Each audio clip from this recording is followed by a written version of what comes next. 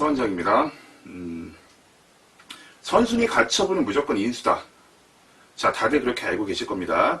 경매를 저처럼 오래 하신 분들은 이런 선순위 가처분이 있다 하더라도 해결할 수 있는 방안들, 방법들이 있는 경우들이 있는 거를 잘 알고 있지만, 경매 접한 지 이렇게 오래되지 않으신 분들은 선순위 가처분이 있으면 무조건 피하고 보는 경우들이 많을 거예요. 자, 선순위 가처분이 인수다. 등기상에서는 당연히 인수가 맞습니다. 하지만 선순위 가처분이라 하더라도 소멸하는 경우들이 있어요. 자, 그에 대한 자세한 얘기는 이론적으로 가기 때문에 그건 말씀드리기가 좀 어렵고요. 우선 실제로 낙찰 받은 사례에서 이걸 어떻게 해결했는지, 왜 이 선순위 가처분이 소멸하는지 그 사건 한번 들여다보겠습니다. 낙찰됐던 사례 중에 재밌는 사례인데요. 실제 우리 수강생이 낙찰받은 사례입니다. 쌍문동에 있는 아파트였는데, 여기 보시면 처음에 1억 8,600의 감정이 나왔다가 누가 한번 중간에 낙찰을 받았어요. 이 당시 14명이 입찰을 했었네요. 그런데 매각 허가가 취소가 됐어요. 그리고 나서 다시 또 나왔을 때 또 누군가 하나가 또 받았죠. 이때는 입찰 2명이 있었고요. 그리고 매각 허가가 났고 잔금이 미납했습니다. 자, 그래서 다시 또 최저가 1억 4,880만 원에 나왔던 물건인데, 자, 이 물건이 왜 이런 상황이 나왔냐면, 우선은 보시면 선순위 임차인이 있습니다. 자, 전입과 확정 일자가 다 빨라요. 빠른데 이 사람이 어쨌든 주택 임차권 등기도 되어 있고요. 경매 신청권자예요. 근데 그 밑에 보니까 가처분이 있죠. 가처분이 있고, 그리고 임차인이 경매를 신청해가지고 강제 경매가 들어왔는데, 이때 말소 기준 권리를 사람들이 이 강제 경매라고 봤던 거죠. 자, 그러니까 말소 기준보다 위에 있는 선순위 가처분은 인수. 우리 늘 그렇게 배워왔을 겁니다.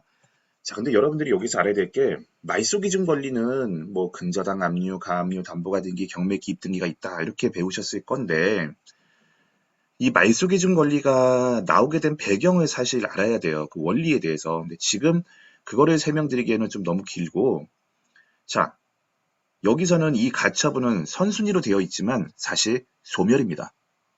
왜 소멸이냐? 간단하게 설명을 해드리면요. 이 주택 임차권, 임차인은 경매를 신청했어요. 그래서 먼저 가처분보다 배당을 받을 수 있는 권리가 있습니다. 근데 이 임차인이 들어올 당시에 이 임차인은 과연 나중에 가처분이라는 존재가 들어올 것을 알고 있었을까요? 아니면 예상을 할 수 있었을까요? 우리는 이러한 사람을 선의의 삼자라고 합니다. 즉, 임차인 입장에서는 나중에 가처분이 들어올 것을 예상하지 못했어요. 알지도 못한 거고요. 그럼 반면에 가처분은 어때요?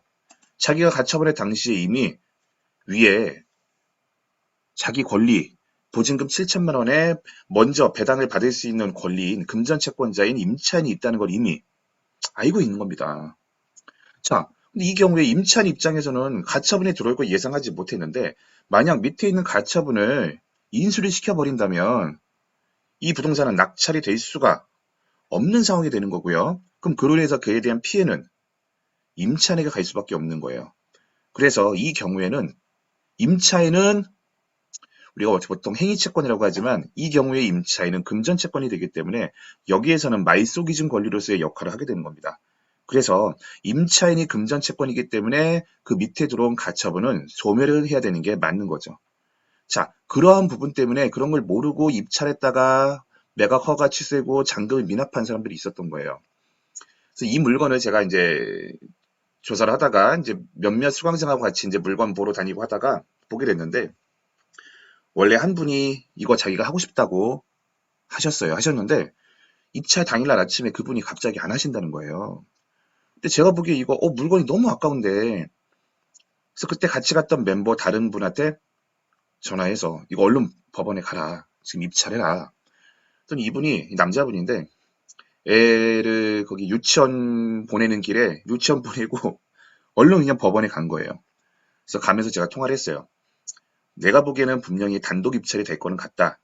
단독 입찰이 될 수는 있는데 그렇다고 최저가는 쓰지 말고 한 1억 5,500원 쓰자. 그 정도 쓰면은 뭐 어쨌든 이득은 될 것 같으니까 그 정도 쓰다 하더라도 손해는 아니니까 괜찮을 것 같다. 그래서 입찰을 했는데 역시나 이분이 단독 입찰을 받았어요. 받았는데 이 법원 가서 낙찰을 받으면 이렇게 대출 받으라고 명함 주시는 분들이 있잖아요. 그 중에 어떤 한 분이 이분한테 접근해가지고는 이거 가처분 있는 거 알고 받았냐고. 지난번에 낙찰 받은 사람도 그것도 제대로 몰라가지고 대출이 안 나와가지고 그래서 잔금도 미납한 거라고 막 이러면서 겁을 준 거예요. 근데 물론 제가 이분한테 낙찰 받을 때 이거 대출은 안 나온다. 안 나올 수도 있다. 해서 현금으로만 해야 되기 때문에 가능하면 해라. 라고 얘기를 했었고, 현금으로 하겠다라고 해서 했던 건이에요. 했는데, 어쨌든 이분은 그 대출 알선해주는 분이 막 겁을 주니까 저를 의심했던 거죠. 괜히, 받으라고 해서 잘못 받았나 이런 생각을 했었대요, 사실은.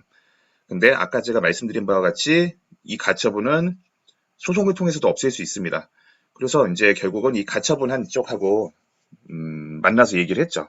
이거를 또 변호사 사무실에서 진행을 하고 있었어요.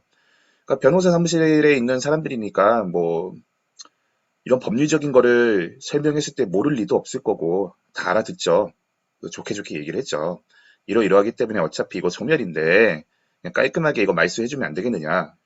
했더니 그쪽에서도 오케이 하더라고요. 예, 해가지고 정말 2달 만인가 이게 끝났어요. 끝났는데 끝나면서 이분이 이거를 전세를 놨는데 얼마 났냐면 1억 7,500인가 전세를 놨어요. 예. 그러니까 낙찰 금액보다도 더 큰 금액으로 전세를 놨고 전세 놓으면서 그때 박원순 시장이 여기 뭐죠? 그 경전철 발표를 하면서 이 아파트 앞으로 온다라고 또 발표가 난 거예요. 그리고 또 2달 만에 갑자기 집값이 올라가지고 이제가 2018년에 받았잖아요. 2019년에 제가 들었을 때 2억 5천 3억 한다고 들었거든요. 지금 얼마래나? 지금 찾아볼까요? 한번? 지금은 꽤 비싸겠죠? 아무튼 그래서 이분 굉장히 재미 크게 봤죠. 돈 하나 안 들이고. 그래서 저한테 감사하다고 그 상품권도 주고 그랬어요. 네, 네. 아무튼 그랬던 건입니다. 자, 선순위 가처분이라 하더라도 이 경우처럼 임차인이 금전채권으로서 말소 기준의 역할을 하기 때문에 즉 임차인은 선의의 삼자이기 때문에 결국 밑에 있는 가처분을 소멸하는 경우들 이런 경우들이 있는데 자 근데 문제는 낙찰 받고 나서 직권 말소가 안 됩니다. 그래서 저희 같은 경우는 가처분자가 협의를 해줘서 말소를 시켰지만 만약 이들이 이걸 거부한다면 결국 소송으로 가야 되기 때문에 해결 기간이 좀 길어질 수도 있다는 거 이거는 꼭 명심하셔야 되고요. 자 그리고 이 가처분이 뭐 후순위라 하더라도요. 가처분 소송도요. 원인 무효로 가는 소송들이 있습니다. 그래서 원인 무효의 경우에는 선이건 악이건 상관없이 가처분자가 승소하면 전부 다 무효가 됩니다. 그래서 따라서 낙찰자도 소유권 취득을 못하는 경우가 있기 때문에 무조건 선순위 가처분이 있는 거 무턱대고 받으시거나 얘네가 선이니까 무조건 되겠지 라고 생각하시면 안 됩니다. 이에 대한 이론은 강의만 읽었던 1시간 이상은 해야 돼요. 그래서 그냥 실제로 받았던 사례 중에서 저는 이제 말씀드렸고 여러분들 재밌으라고 또 이제 이런 사례 가지고 한번 얘기해 본 거고요. 선순위 가처분 그렇다고 너무 쉽게 달려들면 안 된다는 거 꼭 명심하시기 바랍니다. 자, 오늘은 여기까지 하겠습니다. 고맙습니다.